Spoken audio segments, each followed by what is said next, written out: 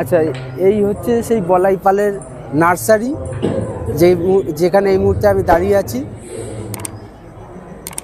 এটি হলো সেই নার্সারি।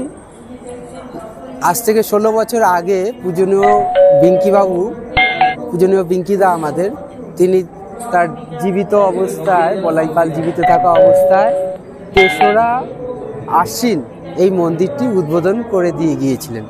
আশ্বিন মাস যেহেতু বর্ষাকালের সময়, তখন বৃষ্টিপাত বেশি হয়, তাই জনসমাগম কম হয়, সেই জন্য পরবর্তীকালে দেওঘর থেকে নির্দেশ দেওয়া হয় যে এই বাৎসরিক অনুষ্ঠানটা যাতে আশ্বিন মাসে না করে পরবর্তী যে শুকনো সময়, মানে আজকে 1 অগ্রহায়ণ, আর ইংরেজিতে হচ্ছে নভেম্বর মাসের আজ 17-18 তারিখ, এখন শুকনো সময়, এই শুকনো সময় এই অনুষ্ঠানটা করতে বলেছে।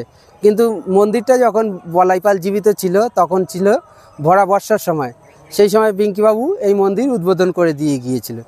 আজ তিনি নেই, আমাদের বলাইপাল বাবু, যার এই বিরাট সম্পত্তি, তেনার 6 জন পুত্র, তার মধ্যে একজন হয়তো বর্তমানে জীবিত নেই, আরও 5 জন পুত্র, এই তারা এই একই বাড়ির দিকে একটুখানি ক্যামেরাটা ঘোরান। আমি আমার ভিডিও জার্নালিস্ট তাপসদাকে বলছি সেদিকে একটু ক্যামেরাটা ঘোরাতে।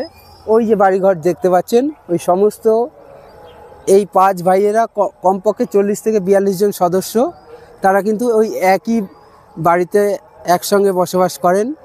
ঠিক আছে, এই হচ্ছে তাদের নার্সারির মাঝে বিশাল আকার পুকুর রয়েছে, লাখো হাজারো রকমের গাছগাছালি এখানে চাষ করা হয়।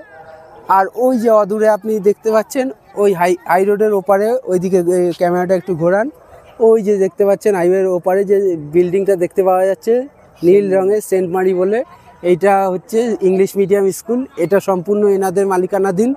এছাড়াও এনাদের রয়েছে নতুন নবনির্মিত কলেজ, মেডিকেল কলেজ এবং হসপিটাল, এনাদের মালিকানাধীন রয়েছে।